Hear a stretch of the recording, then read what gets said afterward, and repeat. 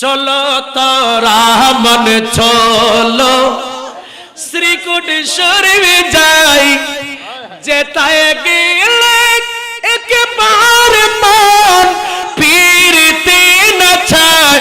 চলো তোরা মন চলো শ্রীকুটিশ্বরী যায়, চলো তোরা মন চলো।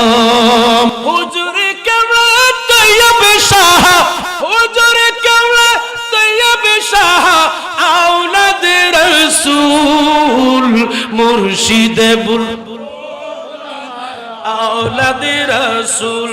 হুজুর কেবলা তৈয়ব শাহ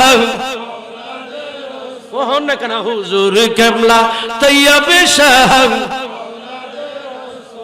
হুজুর কেবলা তাহের শাহ। এসো এসো সবাই এসো গৌসিয়তের পাতাকার নিচে এসো। আমিন বলেন না, আরো জোরে বলেন না। আল্লাহ আমাদেরকে হুজুর কেবলা দামান ধরার তৌফিক দান করুন। দামান ধরলে সেই দামানের সাথে সেই দামানে আমার নবীকে পাওয়া যাবে।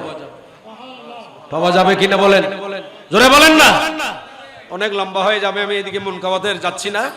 এখন নবী 3 বার তাওয়াফ করে সুম্মা জালাসা আলাই, ওই খেজুর বড় টালের মধ্যে আমার নবী বসে গেলেন। কোথায় বসলেন? বাবা আমার কষ্ট অন্য কোন বাজে আশাজি করে দিন। এই হুজুর কাবলার খারাপতন মিকেন যে রাসূলের হাদিস কই দে, বুখারীর হাদিস কই দে। বসে গেলেন কোথায়? আমার নবী বলেন, ও জাবের এবার একটা কাজ করো, সুম্মা দাতু। সুবহানাল্লাহ বলেন না। জাবের এবার যারা যারা শীতের ডাকো, ডাকি এবার খনে কি হবে ইস্তো খল যেতে খ। আমার নবী খেজুরের টালে বসে আছেন। কোথায়? জোরে বলেন না, কোথায়? খেজুরের টালে নবী বসলেন। জাবের মাফতে থাকো, আসছে একজন, আপনাকে কত দেব? আমার বাবার কর্জের বিনিময়ে খেজুর। বলে এত দিতে হবে। বলেন আপনি নেন, মেপে দিয়ে দিলেন, চলে গেলেন। আরেকজন ডাকলেন, আপনাকে কর্জ বিনিময়ে দিনার দিরহামের বিনিময়ে খেজুর কত দেব? বলেন এত দিতে হবে। বলেন আমি মেপে দিচ্ছি, নিয়ে নেন। নিয়ে নিলেন, নিয়ে চলে গেলেন। তৃতীয়, চতুর্থ, পঞ্চম, ষষ্ঠ, সপ্তম, এইভাবে দিতে যত পাওনাদার সমস্ত পাওনাদারদেরকে দিয়ে দিলেন। একজন পাওনাদারও এখন আর নাই। হযরতে জাবের বলেন, আমার আব্বার সমস্ত পাওনাদারদের কর্জ আমি নবী, আমি জাবের মেপে দিলাম। নবী খেজুরের টালে বসে আছে। হযরতে জাবের বলেন, আমি একটা খেজুর ঘরে নিয়ে যাব, এটা তো আমার জেহেরের ধ্যানের মধ্যে ছিল না। আল্লাহর শপথ, আমার বাবার সমস্ত খরচ আমি খেজুর দিয়ে পরিশোধ করলাম। নবী যে খেজুরের টালে বসে আছে, খোদার কসম এই খেজুরের টাল থেকে এখনো একটা খেজুর কমে না। নারে তাকবীর, আল্লাহু আকবার।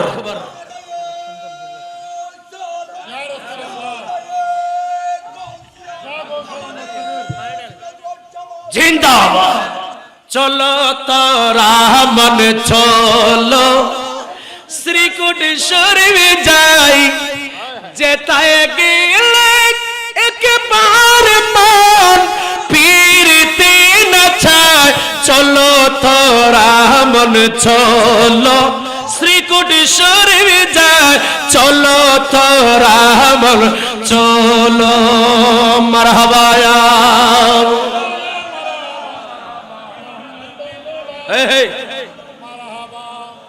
শুনেন, মুর্শিদে কামেল তিনি রসুল বংশের মান, ঠিক না?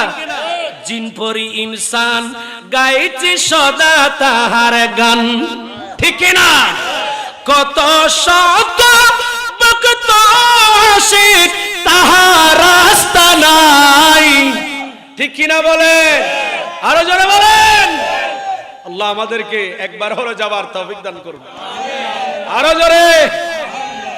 হরিপুরের নয়নাবিরাম নয়নাবিরাম পাহাড়ির উপর শ্রীকুট শরীফ নামের সেই সুন্দর একটি ঘর, লক্ষ লক্ষ ভক্ত তা একবার দেখতে চায়, যেথায় গেলে একবার মনে ফিরতে না চায়।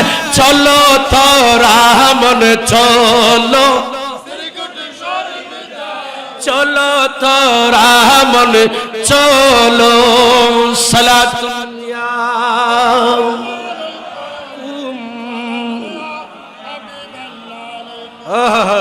যে যাবে নিষ্ঠা নিয়ে মুর্শিদের কান্তে, হৃদ্যতা মোহাব্বত হয়ে যাবে মুর্শিদের সাথে।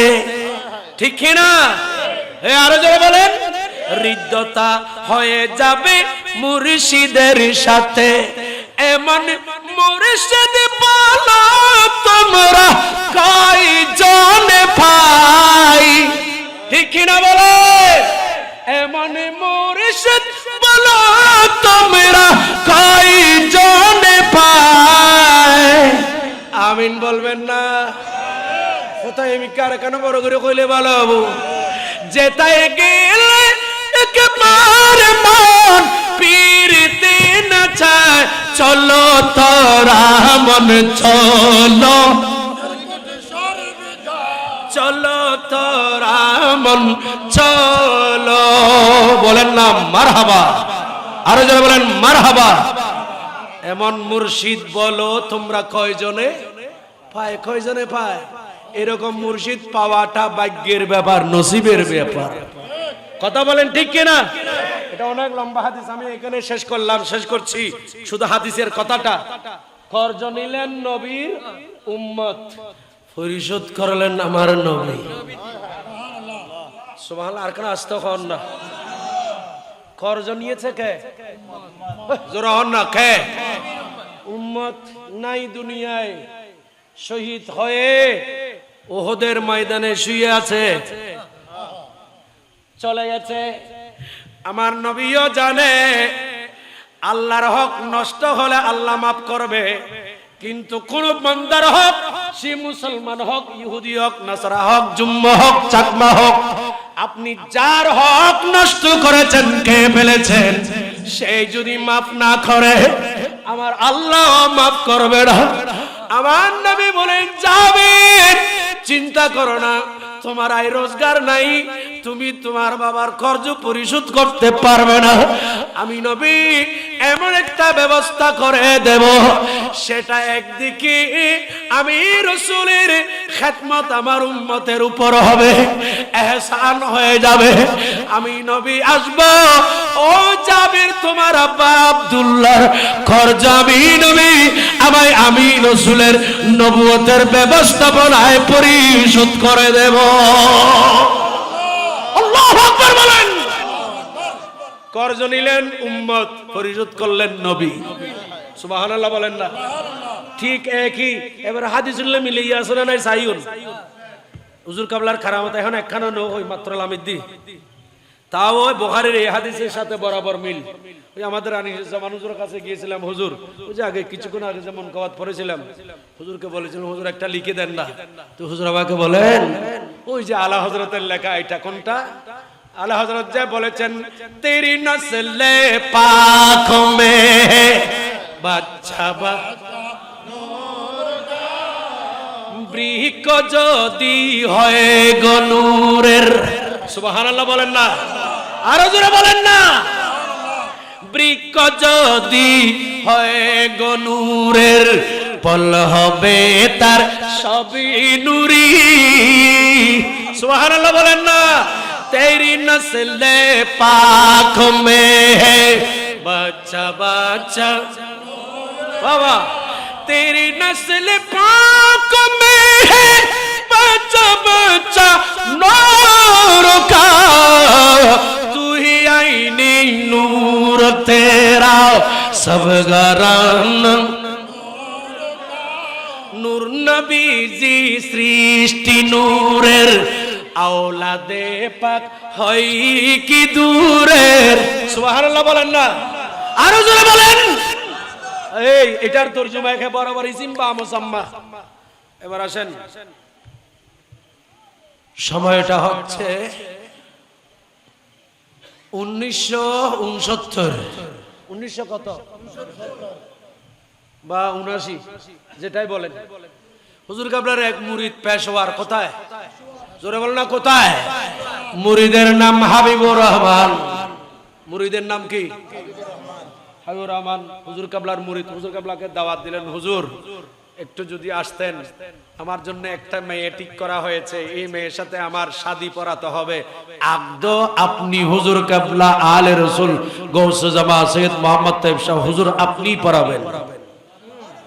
সুবহানাল্লাহ বলবেন না? হুজুর কেবলা আসছে। এই কারামত আপনারা জানেন। আমি শুধু এই হাদিসের সাথে একেবারে মালা গেঁথে দিচ্ছি। এখন হুজুর কেবলা তাশরীফ আনলেন মসজিদের মধ্যে। এখন হুজুর কেবলা উপস্থিত, নামাজের টাইম হলো। ওই মসজিদের যিনি ইমাম সাহেব, ওনার নাম হচ্ছেন ওবায়দুল, ওনার নাম কি? এই ওবায়দুল হক বা ওবায়দুর রহমান। ইনি বলেন, মনে মনে বলতেছে, হায় রে, এই হাবিবুর রহমানের আকদ যদি আমি পড়াতাম, হয়তো কমপক্ষে 20 রুপিয়া আমি পেতাম, পেলে আমার ঘর সংসার ছেলে মেয়ে অন্ততপক্ষে কয়েকদিন চলতো। আজকে এ হাবিব তার পীর সাহেবকে নিয়ে আসছে, সে কি পড়াবেন?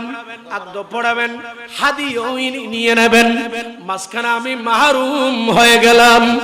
মনে মনে বলতেছে, জবান খুলে বলে নাই, অন্য কাউকে বলে নাই, অন্য কাউকে বলে নাই। মনে মনে জল্পনা কল্পনা করতেছে, হায় রে মাহরুম হয়ে গেলাম। হুজুর কেবলা এখন ইমাম সাহেবকে পাশে বসালেন, সামনে বসলেন হাবিবুর রহমান, আশেপাশে লোক আছে। হুজুর কেবলা এবার পড়ালেন, আকদ পড়ালেন। আকদ পড়াই দেওয়ার পর এবার হুজুর কেবলা এখনো মুরিদ হুজুর কেবলাকে হাদিয়ে দেয় নাই। হুজুর কেবলাকে এখনো মুরিদ কি দেয় নাই? হাদিয়ে দেয় না। হাবিবুর রহমান হুজুর কেবলা নিজের পকেটের মধ্যে হাত দিলেন। আলে রসুল গৌসে জামা সৈয়দ মোহাম্মদ তাইব রাদিয়াল্লাহু তাআলা আনহু পকেটে হাত দিয়ে হাতের মুষ্টির মধ্যে বরাবর 200 রুপিয়া, ওই 200 রুপিয়া ওই মসজিদের ইমাম সাহেবের পকেটের মধ্যে ঢুকিয়ে দিলেন। সুবহানাল্লাহ। আর একটু আস্তে বলেন সুবহানাল্লাহ। কোরআন শরীফ আইকে নজর, এক দিলে আল্লাহ 10 দিবে উপহার। একের পরিবর্তে কত? 10। আল্লাহ কোরআনে বলেছেন, আমি যাচ্ছি লম্বা হবে। এখন আল্লাহর কোরআন যেই রকম, আওলাদ রাসূলের আদত অভ্যাসও সেই রকম। আল্লাহ বলেন, এক দাও, তুমি এক দিলে আমি তোমাকে কত দেব? 10 দেব।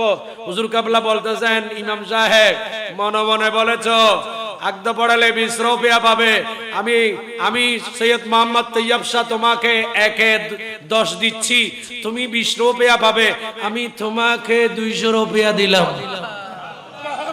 একটু বড় করে সুবহানাল্লাহ বলবেন না? 200 রুপিয়া দিয়ে দিলেন ইমাম সাহেব।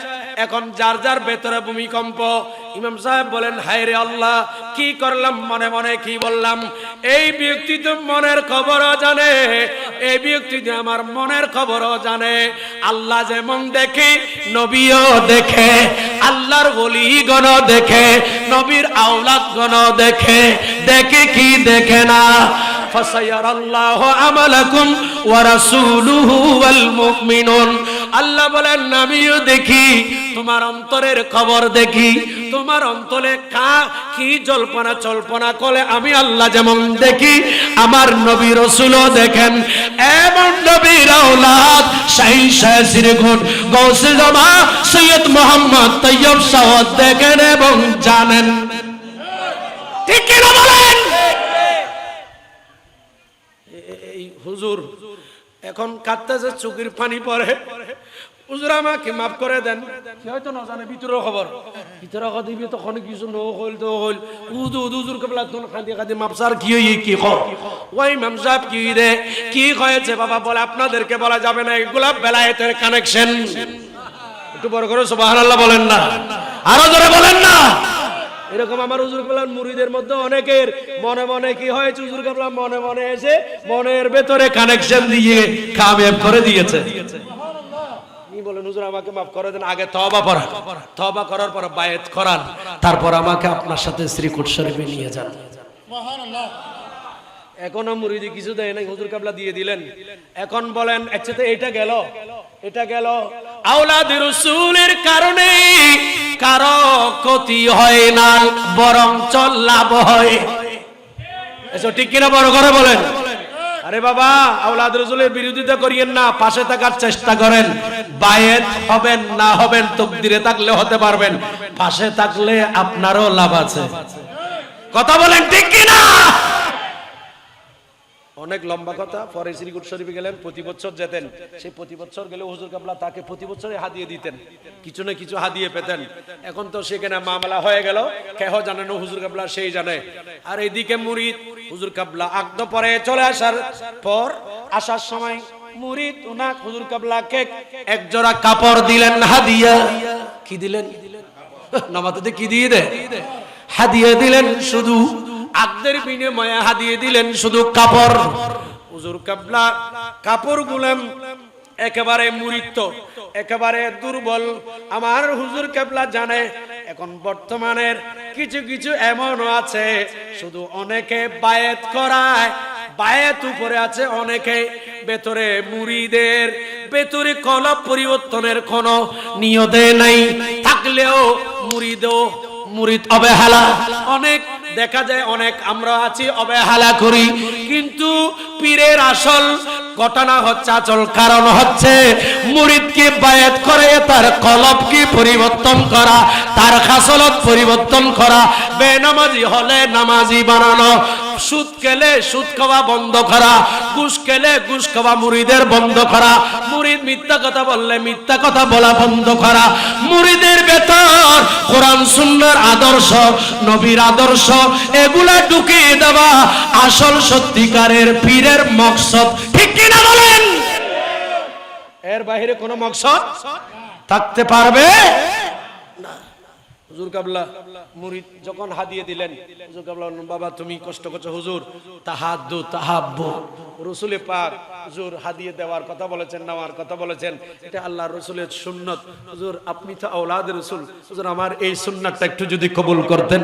আপনি শুধু এটা হাদিয়া নয় শুধু, হুজুর এটা আমার রাসূলের সুন্নাত বটে, আপনি একটু কবুল করুন। সুবহানাল্লাহ বলেন। হুজুর কাবলা কবুল করলেন, সুন্নাহ হিসাবে হাদিয়া কাপড় নিলেন।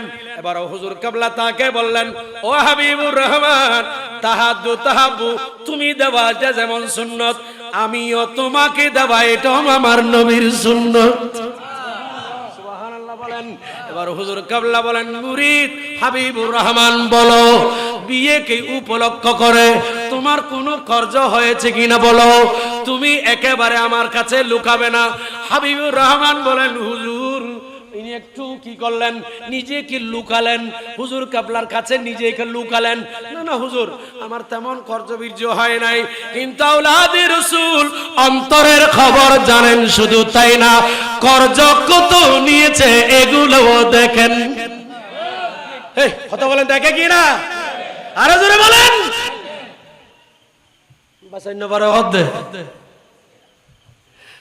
তুমি তরানে वाला, তুমি তোমার দয়ার সদকায় মিলে মদিনা वाला, মুর্শিদ তৈয়ব শাহ, মুর্শিদ তৈয়ব শাহ, তৈয়ব শাহ মুর্শিদ। হুজুর কাবলা এবার পকেটে হাত দিলেন, পকেটে হাত দিয়ে মুষ্টির মধ্যে যা উঠেছে, মুরিদ এগুলা নাও হাদিয়া, তোমার বিয়ের হাদিয়া। মুরিদ বলে হুজুর নামি নেব না। হুজুর কাবলা বলেন যে আল্লাহ রাসূলের সুন্নাত এখন দিলা, আবার এখন সেই সুন্নতের কথা বলে গেলা, নাও নবীর সুন্নাত। মুরিদ নিলেন হুজুরের হাদিয়া। হুজুর কাবলা তো জিজ্ঞেস করেছে, সে তো লুকিয়েছে, তার কর্জের কথা লুকিয়েছিল। হুজুর কাবলা চলে যাওয়ার পর মুরিদ হুজুরের হাদিয়া গুলা খুললেন, খোলার পর এগুলা গণলেন, গনে গনে দেখতে পেলেন এই মুরিদ তার বিয়েকে কেন্দ্র করে তার 1400 রুপিয়া তার খরচ হয়েছিল। হুজুর কেবলা চা তা খেয়ে হাদিয়া দিয়েছে, ওই হাদিয়ার মধ্যে 1 টাকা বেশিও হয় নাই, 1 টাকা কমও হয় নাই।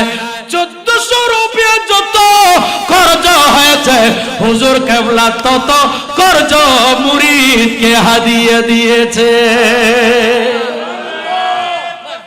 আল্লাহু আকবার। ইয়া রাসূলুল্লাহ, ইয়া গাউসুল আজম দস্তগীর।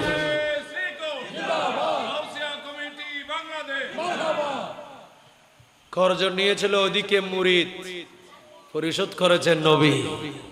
এদিকে কর্জ নিয়েছে ওদিকে কর্জ নিয়েছিল কে? উম্মত, পরিশোধ করেছে আমার নবী।